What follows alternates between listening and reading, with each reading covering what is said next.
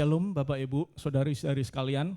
Shalom, puji Tuhan. Ya, hari ini kita akan belajar kebenaran firman Tuhan masih dalam tema yang sama, yaitu Get Changed. Ya, sebelumnya saya mau bertanya kepada Bapak Ibu sekalian, ya, adakah kemuliaan Tuhan dalam diri kita, ya, dalam diri Anda, saya, keluarga Anda? Adakah kemuliaan Tuhan itu beserta kita, atau ya perubahan hidup itu ada enggak dalam diri kita?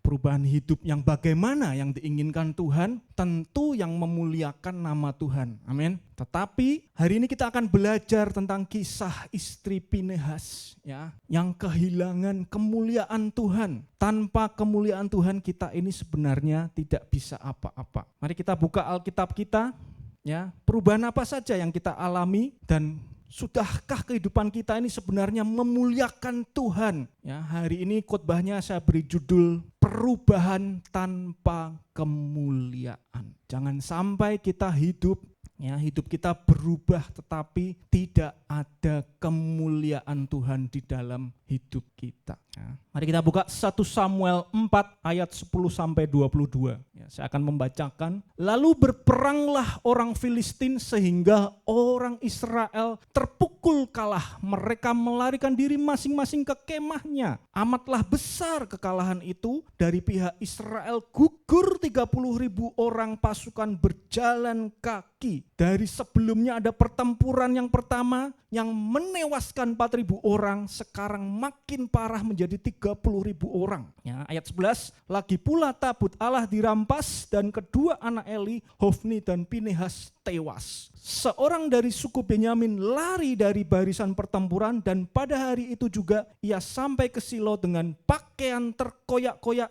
dan dengan tanah di kepalanya. Pakaian terkoyak-koyak dan tanah atau debu di atas kepala itu adalah simbol duka dan penyesalan terdalam, ya, mendalam, yang sering digunakan untuk menunjukkan kesedihan, ya, saat itu penyesalan akan dosa atau pengakuan dan kesalahan atau tragedi yang dialami. Beberapa ayat firman Tuhan kalau kita baca dalam 2 Samuel 1 ayat 2, yang kita akan menemukan seseorang yang datang dengan pakaian terkoyak, ya, dari Saul, ya, dan tanah di atas kepala, ya. Dan di 2 Samuel 15 ayat 32, ya, di sana juga ada, datanglah Husai orang Arki itu datang menemui Daud dengan pakaian terkoyak dan tanah di atas kepalanya. Itu menjadi tanda dukanya atas situasi yang terjadi. Dan seterusnya di Yeremia 41 ayat 5, kemudian Yesaya 15 ayat 5, ya, itu adalah simbol kesedihan yang mendalam. Jadi pakaian terkoyak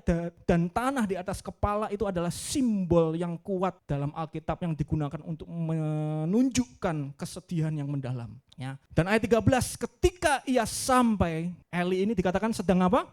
Duduk di kursi di tepi jalan menunggu-nunggu. Ya. Sebab hatinya berdebar-debar karena tabut Allah itu. Ketika orang itu masuk ke kota dan menceritakan kabar itu, berteriaklah seluruh kota itu. Ini unik Bapak Ibu, karena kita kemarin belajar tentang kehidupan Eli dan anak-anaknya. Ya. Eli ini tidak menghormati Tuhan, dia lebih menghormati anak-anaknya daripada Tuhan. Tetapi di ayat ini kita melihat hatinya berdebar-debar karena tabut Allah sedang dibawa dalam medan pertempuran. Ya. Kemudian kita baca, ketika Eli mendengar bunyi teriakan itu, bertanyalah ia, keributan apakah itu? Lalu bersegeralah orang itu mendapatkan Eli dan memberitahukan kepadanya. Eli sudah 98 tahun umurnya dan matanya sudah bular, ya, sehingga ia tidak dapat melihat lagi. Umurnya panjang juga, ya, 98 tahun. Ya. Kata orang itu kepada Eli, aku datang dari medan pertempuran. Baru hari ini aku melarikan diri dari medan pertempuran. Kata Eli, bagaimanakah keadaannya anakku? Jawab pembawa kabar itu, orang Israel melarikan diri dari hadapan orang Filistin. Kekalahan yang besar telah diderita oleh rakyat. Lagi pula kedua anakmu, Hofni dan Pinehas, telah tewas dan tabut Allah sudah dirampas.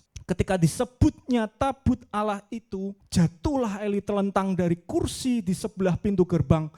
batang lehernya patah dan ia mati. Sebab telah tua dan gemuk orangnya, 40 lamanya ia memerintah sebagai hakim atas orang Israel. Ia mati seperti nubuatan abdi Allah yang datang kepadanya dalam 1 Samuel 2 ayat 32, yaitu tidak ada seorang kakek untuk selamanya. Ini menandakan dia akan mati saat itu. Adapun menantunya perempuan, perhatikan, istri Pinehas sudah hamil tua. Ketika didengarnya kabar itu bahwa tabut Allah telah dirampas dan mertuanya laki-laki serta suaminya telah mati, duduklah ia berlutut lalu bersalin, sebab kedatangan sakit beranak. Ketika ia hampir mati, berkatalah perempuan-perempuan yang berdiri di dekatnya, janganlah takut, sebab engkau telah melahirkan seorang anak laki-laki. Tetapi ia tidak menjawab dan tidak memperhatikannya. Ia menamai anak itu Ikabod, katanya telah lenyap kemuliaan dari Israel, ya, karena tabut Allah sudah dirampas dan karena mertuanya dan suaminya. Jadi tabut Tuhan itu adalah lambang dari kehadiran Tuhan di tengah umat-umatnya. Ya, dikatakan di ayat terakhir, katanya telah lenyap kemuliaan dari Israel sebab tabut Tuhan sudah dirampas. Ikabod artinya tidak ada kemuliaan, ya. Kabot itu kemuliaan, ikabod artinya tidak ada kemuliaan.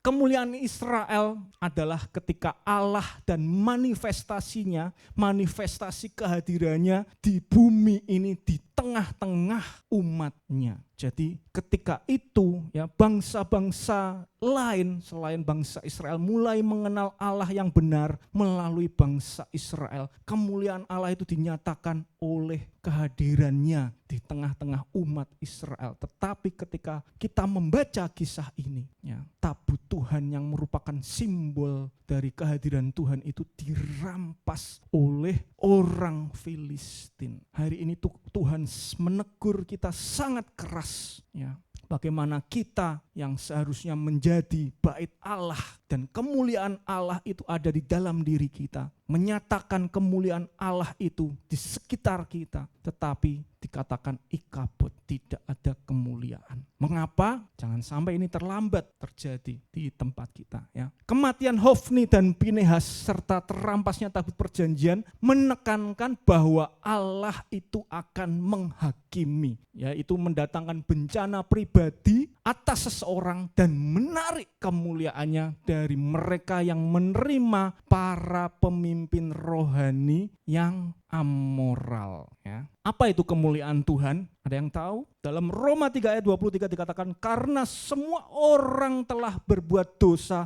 dan kehilangan kemuliaan Allah. Kehilangan kemuliaan Allah itu adalah kehilangan persekutuan dengan Allah. Ketika kita berbuat dosa, seharusnya kita ini terpisah dari Allah, kehilangan kemuliaan Allah. Ya. Dan mengapa kita perlu belajar yang namanya kemuliaan Tuhan itu? Mengapa ini penting? Ya, saya katakan ini penting sekali. Ya. Karena yang pertama, banyak orang Kristen zaman now ini hidupnya tidak mencerminkan kemuliaan Tuhan. Ya. Mereka mulai menoleransi dosa, ya. Katanya tidak apa-apa, ya, berbuat dosa karena semua orang berbuat seperti itu, ya. Hofni dan Pinehas, kemarin kita belajar, dosa mereka adalah memandang rendah korban Tuhan, ya. Mereka memakan korban yang harusnya dipersembahkan pada Tuhan yang terbaik, tetapi mereka mengambil terlebih dahulu yang terbaik, ya. Bahkan tidak mau memakan korban yang sudah dimasak, yang sudah dikorbankan. Artinya apa? Mereka itu sangat serakah, ya. Dan mereka dikatakan tidak menghormati Tuhan, tidur dengan perempuan-perempuan yang melayani di depan pintu kemah pertemuan, ya. Jadi mereka mengadopsi penyembahan berhala yang dilakukan oleh bangsa-bangsa lain saat itu, ya, yaitu pelacuran bakti. Ya, sama seperti kita, orang Kristen zaman now, ya. Mungkin di sini nggak ada, amin, ya. Ngakunya orang Kristen tapi hobi selingkuh. Nggak usah lihat sebelah-sebelahnya, ada yang mulai curiga, ya. Ngakunya orang Kristen tapi hobinya selingkuh. Di mana-mana punya yang namanya pelakor, bukan apa namanya, gayung ping. Nah, gayung ping lagi. ya. Hobinya selingkuh, hobinya meeting, pijat yang enggak cuman penting, tapi ada apa? Plus-plusnya. Uang keluarga dihabiskan untuk pijat plus. Ya, enggak cuman kita orang jemaat biasa, kadang hamba Tuhan tuh ada yang seperti itu, cuman enggak ketahuan aja, ya. Cuman enggak ketahuan. Hati-hati yang pijat-pijat plus ini ya. Jangan sampai ya, amit-amit tiba-tiba Anda lihat mobil saya itu ya. Mobilnya plat nomornya aja udah jelas ya kan. Rohani banget plat nomornya ya kan.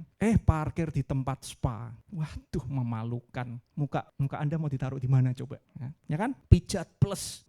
Ngakunya orang Kristen, tapi ya belum menikah sudah melakukan free sex. Belum menikah loh. Ini banyak menjangkiti anak-anak muda zaman sekarang. Hati-hati yang punya anak remaja. Ya, tanya tuh malam-malam kemana? Ya, kalau pulangnya agak terlalu malam, ya pagi bahkan besoknya sering keluar kemana jauh sekali. Keluarnya enggak rame-rame, berduaan dengan pasangan. Hati-hati, sudah ada niat terselubung ya untuk melakukan itu, untuk jatuh dalam dosa seksual. Ya. Selama mereka masih jadi anak, kita wajib menegurnya. Amin. Ya. Jangan dibiarkan. Ya. Bahaya sekali nih, ngakunya orang Kristen tapi hobinya berbuat dosa. Ya. Demi terlihat kaya, ya akhirnya jadi kayak Gayung Ping ini ya, ngincar orang-orang yang kaya gitu ya, menempuh jalan singkat juga. Ada orang-orang Kristen yang menempuh jalan singkat, ya korupsi, ya mungkin mau mengalahkan Pertamina kali ya. Sekarang ranking pertama korupsi itu Pertamina, Bapak Ibu. Ya. Mega korupsi, tidak mau kalah, ya triliunan korupsi. Lebih besar apa namanya? Super mega ukulele, bukan itu Minion kali ya. Ini diperparah karena Hofni dan Pinehas itu jabatannya adalah imam. Ya. Bayangkan pelayan Tuhan tetapi hidupnya tidak mencerminkan kemuliaan Tuhan. Wah, mengerikan. Artinya dosa itu sudah masuk ke dalam pelayan Tuhan. Ya. Jangan dikira pelayan mimbar ini mukanya terang semua ini, ya bercahaya gitu. Mereka itu anti dosa, enggak. Khilaf itu kalau sekali, ya. Tapi kalau berkali-kali itu namanya apa? Pendosa. Ya. Khilaf itu sekali, kalau berkali-kali itu namanya pendosa. Ya. Mereka itu tidak kebal terhadap dosa, malah justru mereka itu yang paling diserang oleh iblis. Ya. Kalau yang jarang ibadah itu iblis santai, ya kan, nggak nyerang.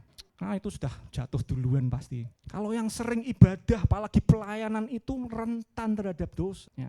Nggak cukup di situ, kepala imam, ya imam besarnya Eli itu juga hidupnya tidak mencerminkan kemuliaan Tuhan. Ya, dikatakan ia menggemukkan diri dengan kurban sembelian dan sajian dari umat Israel. Ya. Banyak pendeta atau pastor, enggak di sini loh Bapak Ibu ya, amit-amit. Ya. Yang sekarang hidupnya glamor, ya kemana-mana pakai perpuluhan untuk membeli tas. Ini cita-cita Bunita. Enggak, Bunita itu ya, uangnya tuh ada tapi dia enggak beli. Ya. Banyak pendeta kalau kita lihat ya sekarang, ya, hidupnya glamor, hedon. Ya. Dan mereka itu pilih-pilih kalau ada panggilan pelayanan. Saya masih pilih-pilih Bapak Ibu. Karena saya orang introvert, sebenarnya saya enggak terlalu, kalau enggak kenal banget gitu, males. Ya, saya introvert. Ngapalin nama aja susahnya minta ampun, ngapalin wajah aja susah. Apalagi kalau disuruh pelayanan keluar. Jadi kalau pelayanan keluar, biarlah Bapak gembala saja. Amin. Biar Bapak gembala saja. Saya cukup melayani di sini saja. Kecil enggak apa-apa, ya. Amin. Yang penting setia terhadap panggilan Tuhan, ya kan? Dan yang terakhir kita kemarin baru belajar tentang tua-tua Israel, ya. Tua-tua Israel berarti dari individu menjadi bangsa. Ini parah sekali bangsa Israel saat itu. Tidak ada kedewasaan rohani. Kemarin kita belajar, tidak ada perubahan dalam hidup mereka. Yang menyebabkan bangsa Israel ini menderita kekalahan. Tadi kita tahu dari 4.000 menjadi 30.000 orang. Ya. Mereka itu memaksa Tuhan hadir memenangkan pertempuran. Ya, mirip-mirip dengan kita lah ya. Kita ini sering kalau lagi dalam masalah saja cari Tuhan. Betul enggak? Ya, mantuk-mantuk itu berarti pelaku ini ya.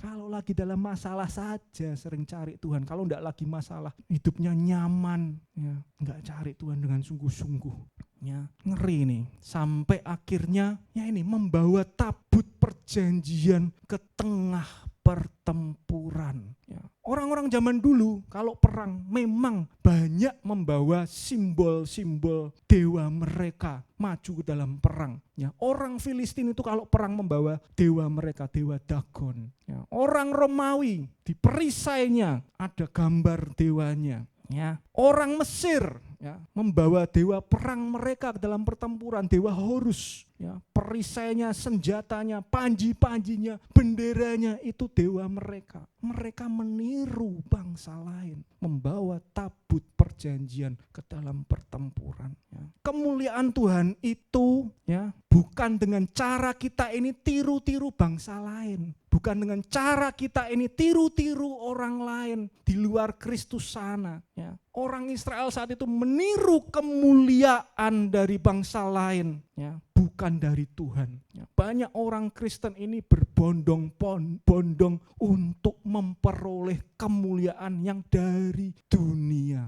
bukan dari Tuhan. Saya hendak bertanya kepada kita semua. Anda lihat gambar di depan, ya. Di manakah Anda saat ini? Ya. Kalau ada dua pintu, ya. Yang pertama pintu menuju kepada Tuhan Yesus, yang kedua ini pintu dunia. Mana yang kita pilih? Ya. Dunia menawarkan kemuliaan, sama-sama menawarkan kemuliaan. Tuhan juga menganugerahkan mahkota kehidupan kepada kita. Sama-sama menawarkan kemuliaan. Dunia menawarkan kemuliaan, kehormatan, kesuksesan, kenyamanan, pengaruh, dan pengakuan.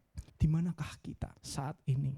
Ya memang enak terlihat ya kalau kita punya rumah besar ya, mobil sport, kita akan memperoleh pengakuan dengan mudah. Titelnya bukan orang miskin lagi, miskin coret ya kan, udah jadi orang kaya baru. Tapi kemuliaannya benar enggak ya? Saya lebih milih ya jadi orang kaya, ya saya juga mau Bapak Ibu. Amin. Kita semua mana ada yang enggak mau jadi orang kaya. Tetapi saya lebih memilih orang tuh taunya saya kaya karena diberkati oleh Tuhan. Amin. Ya, banyak orang kaya ini ya tidak mencerminkan kemuliaan Tuhan. Ya, orang-orang menduga kok bisa kaya ya, punya pesugihan, punya tuyul, ya. Korupsi, kalau punya mobil mewah baru merasa kaya, dipandang orang, dilihat kelihatannya nyaman. Ya, Hofni Pinehas, Imam Eli hidupnya itu begitu nyaman. Imam Eli sampai hidup 98 tahun loh Bapak Ibu. Mereka memakan persembahan kurban yang harusnya dipersembahkan kepada Tuhan. Ya.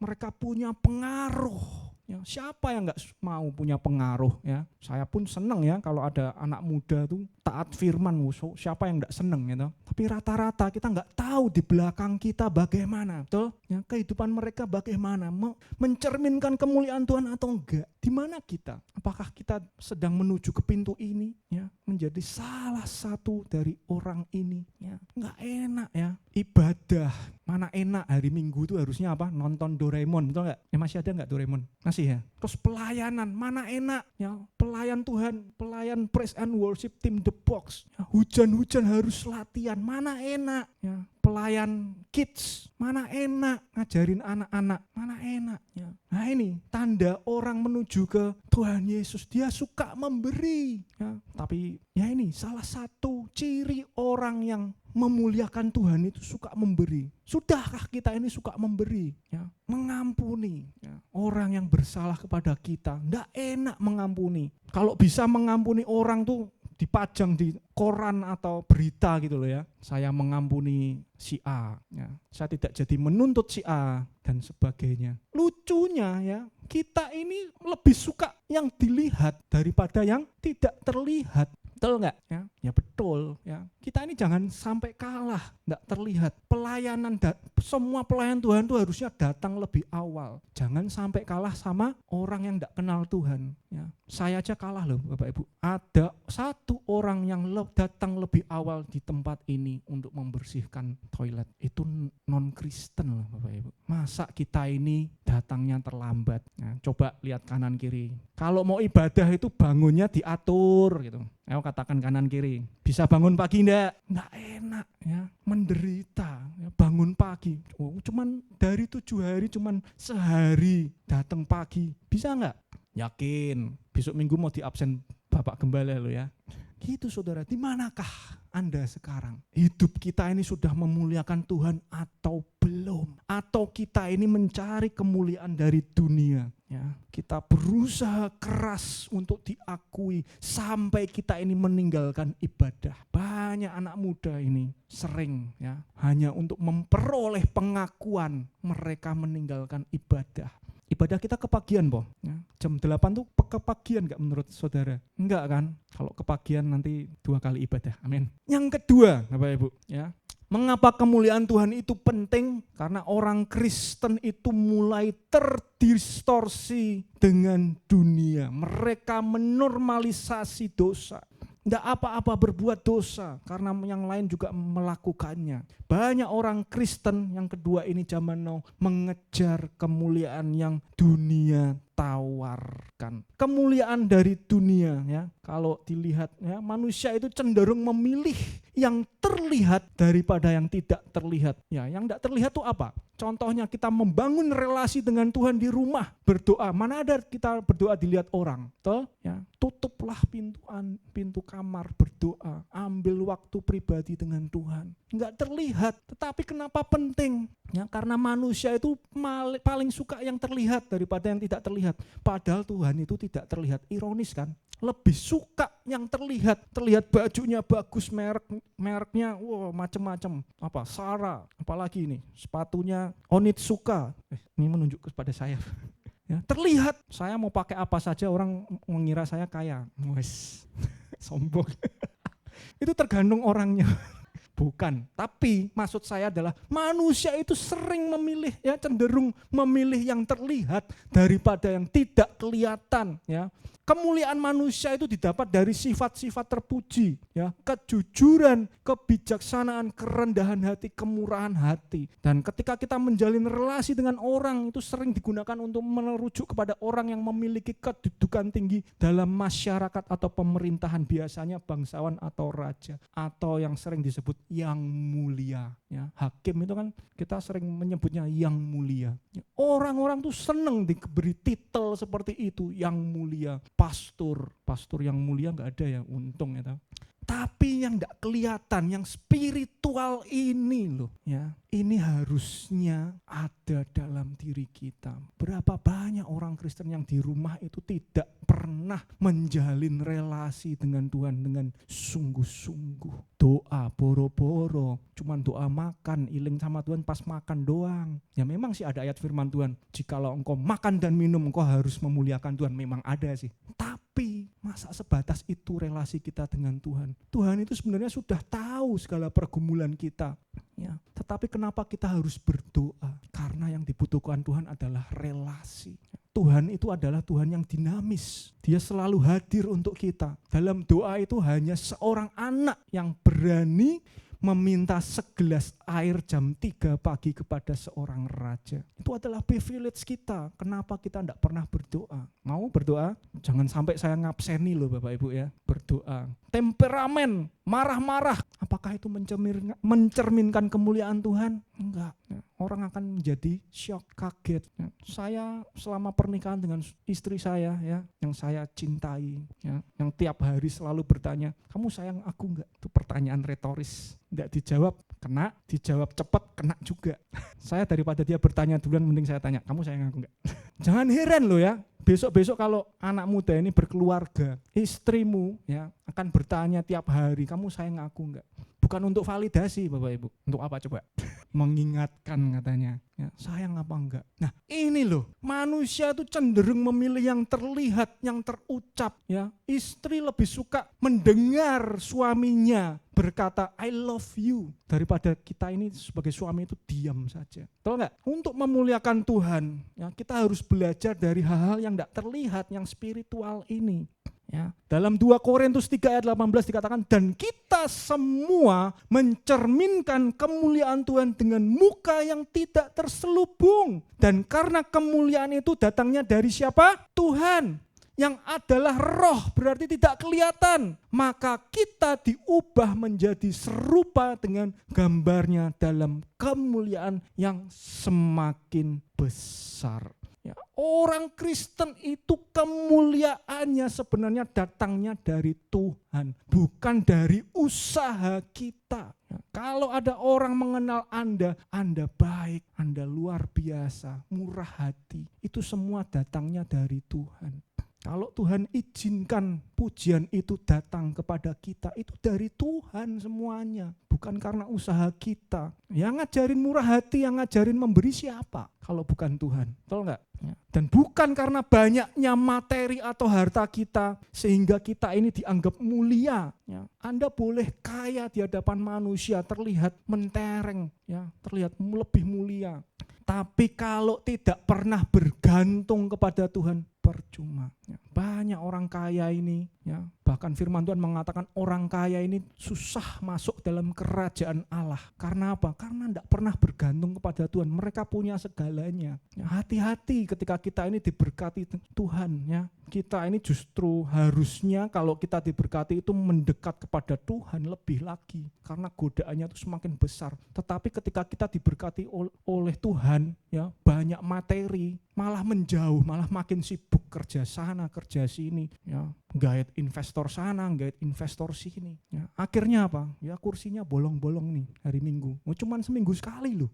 Tapi untung, Anda tuh masih datang ke iCare, untung, puji Tuhan, untung Anda masih berkomunitas, masih bisa bertumbuh dalam iCare. Meskipun hari Minggu ini mungkin ada yang menyiapkan lebaran, berusaha mencari uang tambahan, tapi enggak apa-apa, mereka biasanya melihat cuplikan, bukan cuplikan sih rekordan dari ibadah. Kalau editornya niat, siang sudah tampil di YouTube. Kalau editornya males-malesan, sudah. Saya lagi berdoa supaya ada anak muda yang bisa handle recordingan Super Sunday ini, supaya mereka yang enggak ibadah itu bisa ngikutin.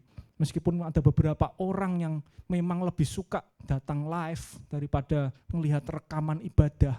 Tapi ternyata yang enggak datang ibadah itu butuh rekaman itu. Dan itu yang bikin saya ini semangat untuk membuat itu. Karena saya lihat viewernya itu sedikit sebenarnya. Dan memang saya tidak berharap itu dilihat orang. Saya hanya mementingkan saudara-saudari yang hadir saat ini, yang ketinggalan, yang mungkin bahasa saya terlalu tinggi atau susah dicerna. Kadang kan ada kan kata-kata saya yang susah dicerna, memangnya makanan dicerna. Tidak apa-apa, kemuliaan Tuhan itu harus hadir di kita, meskipun kita ini tidak punya apa-apa, Bapak Ibu. Harus hadir, meskipun kita ini orang menganggap kita ini tidak punya materi berlebih, tetapi kalau nama Tuhan dimuliakan, itu yang terpenting. Amin. Yang tidak apa-apa. Anda berhutang dengan bank itu tidak apa-apa. Bukan saya ngajarin berhutang loh catat dulu ini, bahasanya ketinggian. Tidak apa-apa, asal kita ini bayar. Betul nggak? Kita ini tidak salah mengkalkulasi. Oh iya, kan sudah ada aturannya tuh. 30% dari pendapatan kita boleh kita ini ngambil. Karena apa? Karena supaya menghindari kita ini tidak mampu membayar. Nah, kalau kita ini ngemplang kepada orang, kepada bank, kita pinjam uang terus kita ngemplang, itu yang menghilangkan kemuliaan Tuhan. Amin.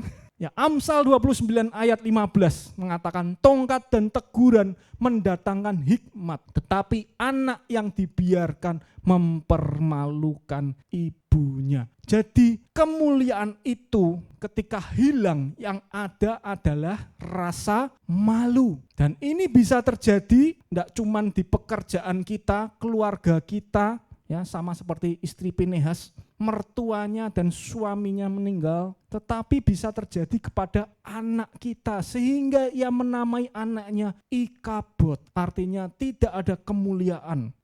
Seperti kemuliaan Tuhan, harusnya kita ini mencerminkan kemuliaan Tuhan, dan anak itu harusnya menjadi cerminan orang tua. Anak yang kasar biasanya orang tuanya itu temperamen. Lihat saja kalau anak itu suka mukul, orang tua di rumahnya juga seperti itu. Anaknya itu mengkopi orang tuanya. Nggak mungkin kan orang tua itu berkata, "Nak, kamu boleh mukul tapi cuma di rumah." Bisa nggak diatur seperti itu? Nggak mungkin. Kalau mereka lihat di rumah, di luar sana mereka akan melakukan hal yang sama. Kalau di rumah anak kita ini suka ngomong jorok, saya yakin di luar sana juga suka ngomong jorok. Sekarang anak-anak mulai mendistorsi kata-kata jorok itu. Contohnya apa? Nggak usah disebutin lah, nanti disensor tit. gitu ya. Banyak ya. Anak-anak itu suka ya. Anak yang suka mukul orang ya, orang tua di rumahnya itu suruh ikut MMA aja lah, UFC gitu loh. Kasih ring gitu loh ya. Tapi anak yang santun ya, yang sopan, yang peduli dengan orang lain ya, pasti orang tuanya juga demikian ya. Mengapa kita sebagai orang tua itu penting ya, harus ikut yang namanya parenting project ya. Banyak orang tua ketika mengikuti parenting project pada kaget, ternyata kayak gini tuh caranya mendidik anak. Saya barusan kemarin ketemu hostnya parenting project di Semarang. Wah, saya seneng kayak ketemu artis. Wih, tapi saya malu loh. Ini namanya siapa ya? Terus dia memperkenalkan diri. Oh, saya James. Oh iya.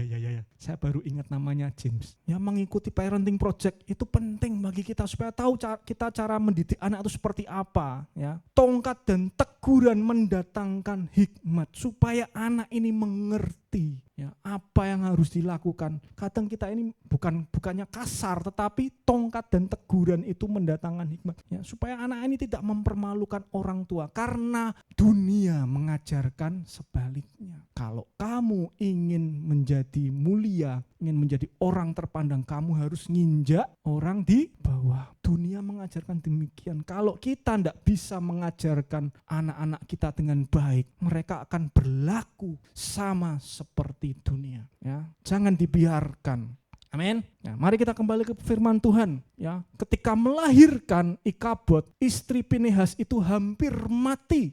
Dan rasa malu yang didapat ketika kehilangan kemuliaan Tuhan, ini harusnya seperti yang dikatakan olehnya, ya, harus lebih daripada rasa malu kehilangan mertua dan anaknya. Ya, dalam 1 Petrus 4 ayat 16 dikatakan, tetapi jika ia menderita sebagai orang Kristen, maka janganlah ia malu, melainkan hendaklah ia memuliakan Allah dalam nama Kristus itu. Tahukah saudara asal usul kata Kristen sebenarnya? Ada yang enggak tahu? Berarti enggak baca renungan. Tahu nggak asal usul kata Kristen? Kata Kristen itu berasal dari ejekan, olok-olokan zaman dulu itu. Ya. Tetapi Rasul Petrus mengatakan, jika ia menderita sebagai orang Kristen, janganlah ia malu, hendaklah ia memuliakan nama Allah. Ya. Dan Ikabod ini berkonotasi negatif. Ya, telah lenyap kemuliaan dari Israel. Seharusnya ketika melahirkan seorang anak ini menjadi kebahagiaan tersendiri bagi seorang ibu, betul? Ya, menjadi kebahagiaan sendiri. Tetapi ya, dia malah memberi nama Ikabod. Seharusnya nama itu menjadi iman dari orang tua. Ya, mana ada orang tua yang menamai anaknya jelek? Ya, ada sih ya. Ada. Tapi 90% ke atas enggak mungkin nama anak itu jelek, betul ya? Pasti nama mereka itu mencerminkan iman dari orang tua. Sama seperti ketika saya memberi nama anak saya ingin dia itu besoknya itu menjadi berkat, cantik seperti itu. Tahu enggak arti namamu?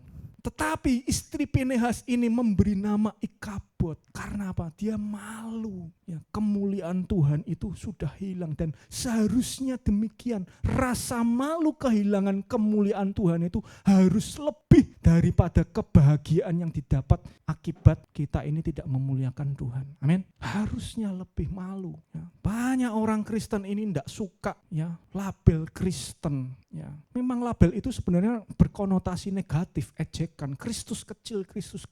Tetapi tanpa disadari mereka di luar sana memalukan nama Kristen.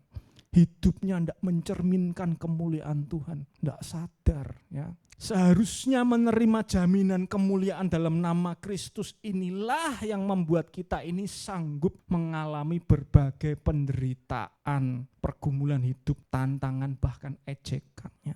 Jangan menjadi orang Kristen yang menderita tanpa kemuliaan Tuhan, ya, yang hidupnya memalukan Tuhan, ya. Karena kita ini mengejar kemuliaan yang terlihat ini dengan cara yang tidak sesuai firman Tuhan. Ya. Pertanyaan saya adalah, sudah cukup pantaskah kita ini menyandang sebutan Kristen ya hari ini? Ya. Atau malukah kita disebut sebagai orang Kristen atau tidak kerasa sama sekali? Ya. Ya, tidak kerasa itu tanpa sadar loh, memalukan nama Yesus. Ya. lagi nyetir mobil diserempet, buka jendela.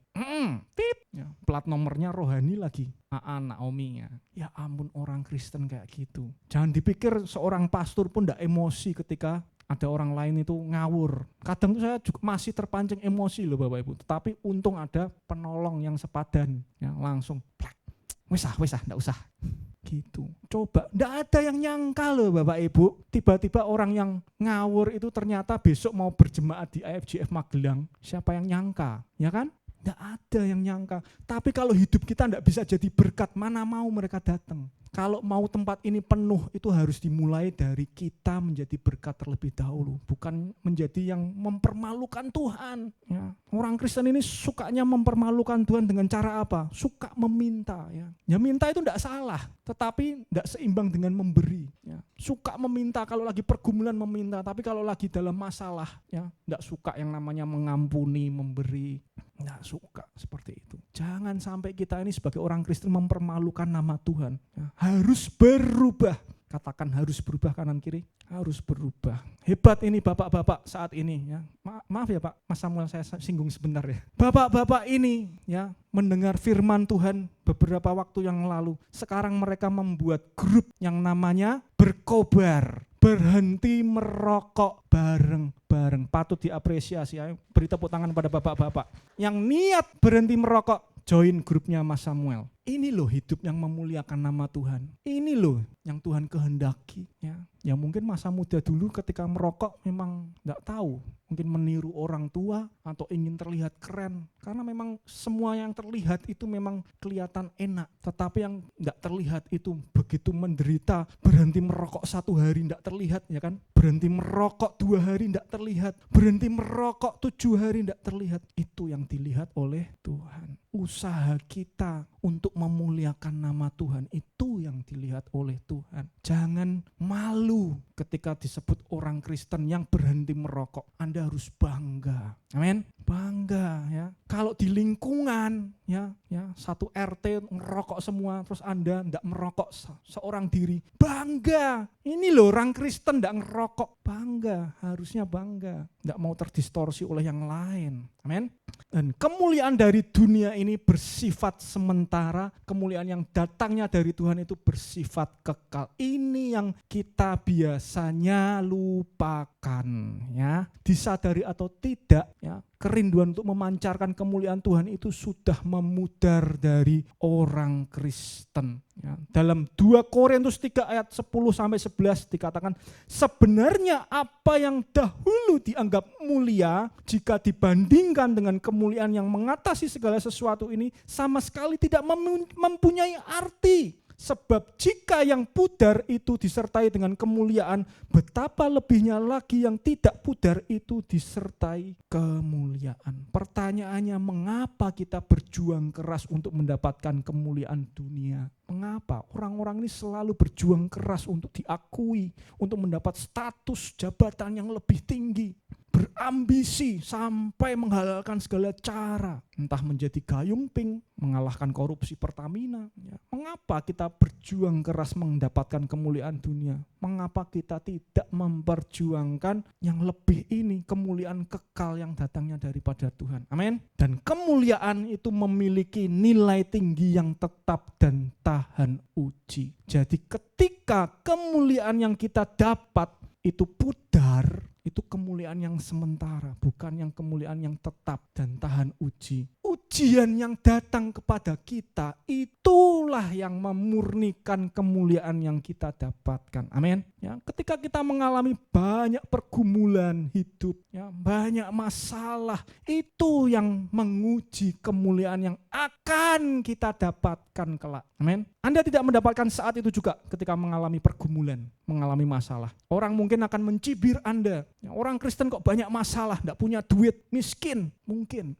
Tetapi itu adalah ujian yang memurnikan kemuliaan yang akan kita dapatkan. Tuhan itu sudah menyediakan di depan. Kalau kita ini tahan uji, itulah kemuliaan yang akan kita dapatkan. Bangsa Filistin itu datang sebagai ujian untuk memurnikan kemuliaan bangsa Israel. Ya. dan tidak adanya penyertaan atau kehadiran Tuhan itu menjelaskan semuanya bahwa waktu adalah ujian kemuliaan yang kita miliki. Jadi ketika kita sebagai orang Kristen, orang beranggapan tidak ada penyertaan Tuhan dalam hidup kita, ya, ngapain susah-susah jadi orang Kristen? Ya, waktu yang akan menjelaskan ketika kita ini tahan uji atau tidak ketika menghadapi berbagai ujian. Ujian gak berhenti merokok, ujian, ya kan? Ujian gak berhenti makan daging, ujian. Ya. Tetapi ketika kita sudah melewati, kita akan terbiasa. Ya. Siapa yang sangka, ya, saya ini berhasil melanjutkan puasa yang kemarin Januari. Ya. Saya tuh biasanya paling tidak tahan dengan yang namanya daging, Bapak Ibu. Ya. Apalagi yang depannya B, paling tidak tahan saya. Saya kalau pergi keluar kota, selalu yang B itu yang saya cari. Pertama kali tanya Bu Ninita, kalau bisa bungkus supaya bisa makan besoknya. Tahu enggak B? Bebek, babi, bukan bunglon.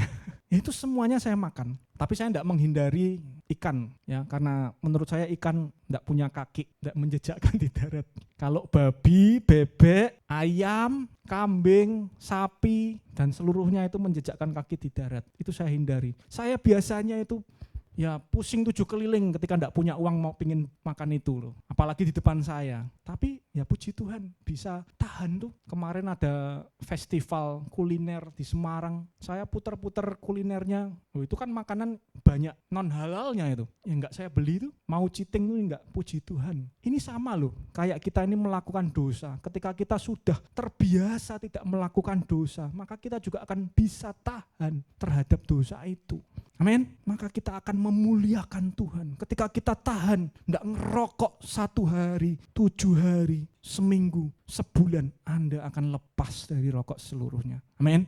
Mau memuliakan Tuhan, jangan sampai Tuhan kirimkan seperti bangsa Filistin ini yang menguji, ya, untuk menguji, memurnikan kemuliaan yang akan kita dapatkan. Ya. Mazmur 103 ayat 13-14 mengatakan, seperti Bapa sayang kepada anak-anaknya, demikian Tuhan sayang kepada orang-orang yang takut akan Dia.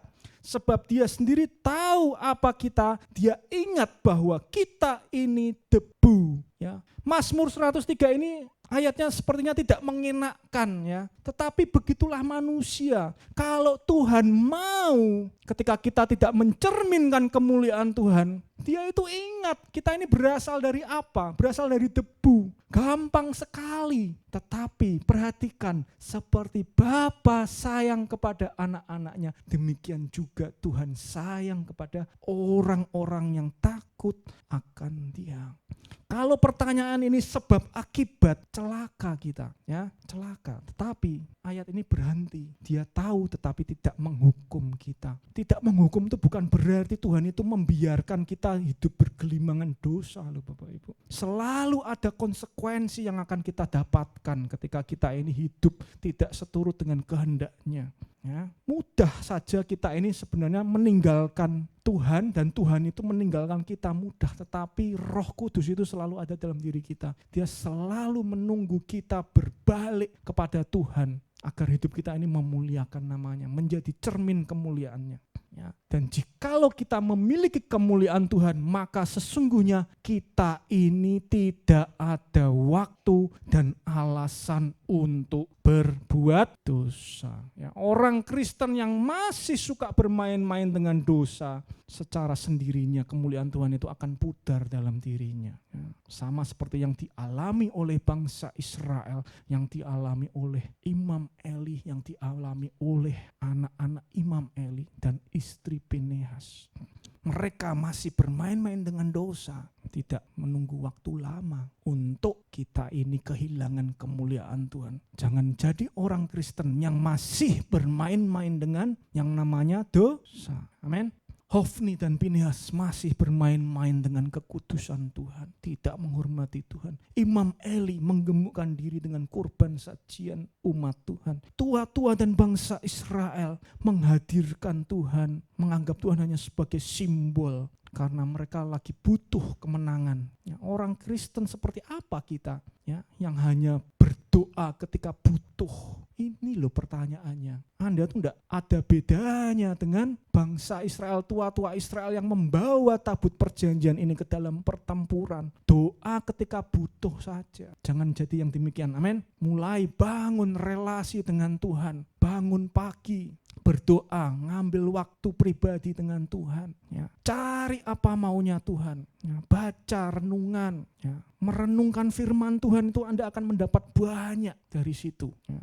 Seperti Bapa sayang anaknya, ya, dan itulah kita sebagai anak Tuhan, hanya seorang anak yang berani meminta segelas air putih kepada seorang raja jam 3 pagi. Kalau kita bukan anak, kita tidak akan berani ngomong demikian kepada seorang raja untuk minta air putih. Amin. Makanya doa itu adalah permintaan. Ya, kenapa orang Kristen ini jarang berdoa? Ya, kalau lagi butuh aja, kalau lagi butuh kerjaan, kalau lagi butuh jodoh, kalau lagi butuh diberkati, baru berdoa. Dan jikalau kita memiliki kemuliaan Tuhan, maka sesungguhnya kita ini tidak ada waktu dan alasan untuk berbuat dosa. Amin.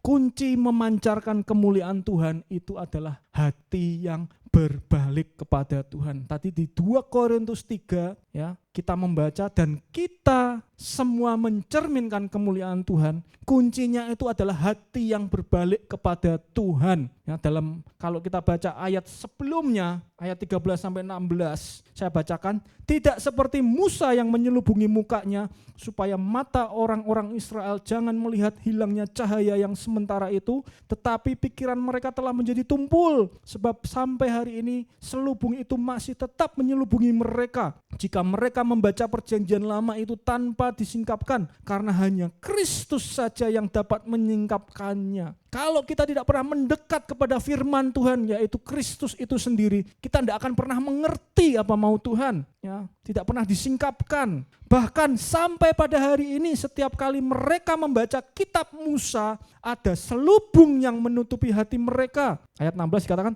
tetapi apabila hati seorang berbalik kepada Tuhan, maka selubung itu diambil daripadanya. Sebab Tuhan adalah roh, dan di mana ada roh Allah, di situ ada kemerdekaan. Ya. Jadi kunci supaya kita ini memancarkan kemuliaan Tuhan, hati kita ini harus berbalik kepada Tuhan. Dan itu dimulai start awal dari bangsa Israel ketika kehilangan tabut perjanjian. Kalau kita baca nanti ayat selanjutnya, kemuliaan Tuhan itu tidak membutuhkan orang-orang Israel sama sekali. Tabut perjanjian itu ketika dirampas, orang Israel kehilangan kemuliaan Tuhan. Tetapi Tuhan bisa mengembalikan kemuliaannya sendiri. Nanti firman Tuhan selanjutnya. Amin. Next, supaya Anda penasaran. Ya. 1 Samuel 4 ayat 10-22. Ya, dikatakan katanya telah lenyap kemuliaan dari Israel sebab tabut Allah telah dirampas. Tabut Tuhan itu adalah lambang dari kehadiran Tuhan. Kehadiran Tuhan itu bisa dialami oleh orang-orang yang hatinya berbalik kepada Tuhan. Amin. Hati yang berbalik pada Tuhan itu sama artinya dengan menghampiri Tuhan. Ya. Mungkin Hofni dan Pinehas, Imam Eli, tua-tua Israel, sepertinya adalah orang-orang yang menghadirkan Tuhan. Bukan.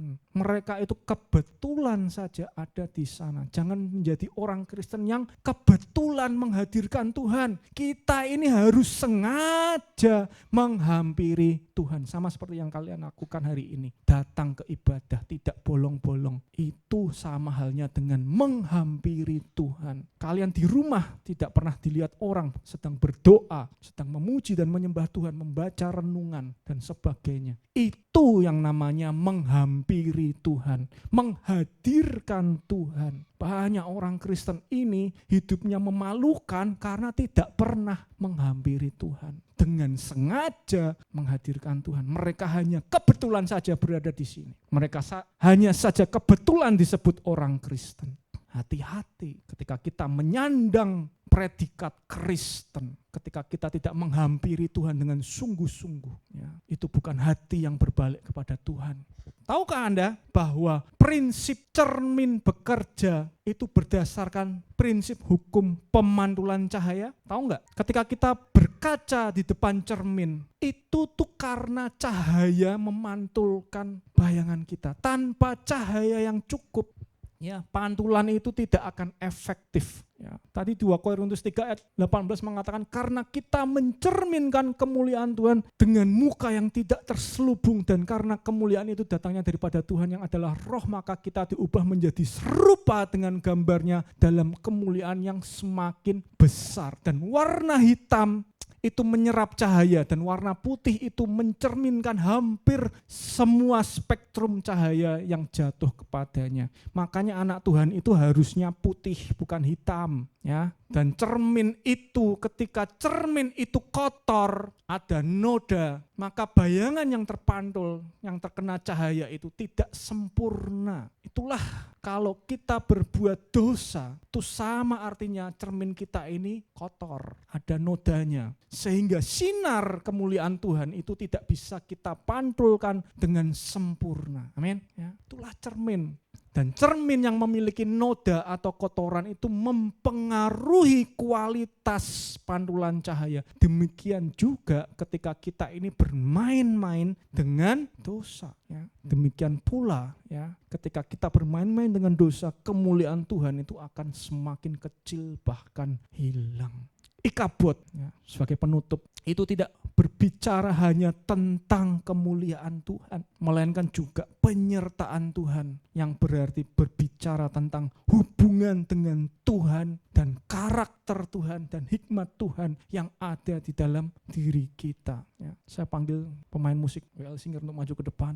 Ya. Ikabod itu tidak berbicara hanya tentang kemuliaan Tuhan sekali lagi, tetapi berbicara tentang penyertaan Tuhan. Ketika Tuhan menyertai Musa, bangsa Mesir yang dikdaya itu terkena 10 tulah. Ketika Tuhan menyertai Daud, ya, Daud mampu mengalahkan Goliat. Ketika Tuhan menyertai Sadrah, Mesaat, dan Abednego, ya, mereka tidak mengalami yang namanya kematian ketika masuk dalam perapian yang menyala. Ketika Tuhan menyertai Daniel, mulut singa-singa pun terkatup rapat dan Daniel dapat lepas, bahkan tidak terluka sama sekali. Bagaimana dengan kita? Ya, sudahkah kita mencerminkan kemuliaan Tuhan? Sudahkah perubahan sejati itu ada dalam diri kita masing-masing? Dahulu kita yang temperamen, sekarang menjadi lemah lembut. Dahulu kita yang suka mengucapkan kata-kata kotor, sudah berubah, mulai mengucapkan kata-kata berkat. Dahulu kita yang sering memarahi pasangan kita dengan kata-kata yang ajaib kebun binatang, sekarang Anda melepaskan kata-kata berkat kepada pasangan Anda. Anda mulai mengucapkan, diberkatilah engkau. Enggak apa-apa engkau mengata-ngatain aku. Enggak apa-apa engkau memukul aku. Tapi aku ingin memberkati engkau. Sudahkah kita menjadikan hidup kita ini menjadi cermin kemuliaannya? Ya, dipakai Tuhan untuk membawa orang yang tidak mengenal Tuhan menjadi mengenal Tuhan. Ya, ketika karakter kita semakin mencerminkan Kristus, maka orang lain itu akan melihat kasih itu ada dalam diri kita. Ya. Dalam diri kita itu ada kesabaran, sukacita, buah-buah roh itu ada dalam diri kita. Hikmat itu ada dalam hidup kita. Nggak cuma berhenti sampai di situ. Kita akan semakin berdampak bagi kehidupan orang lain. Amin, saudara. Mari kita bangkit berdiri.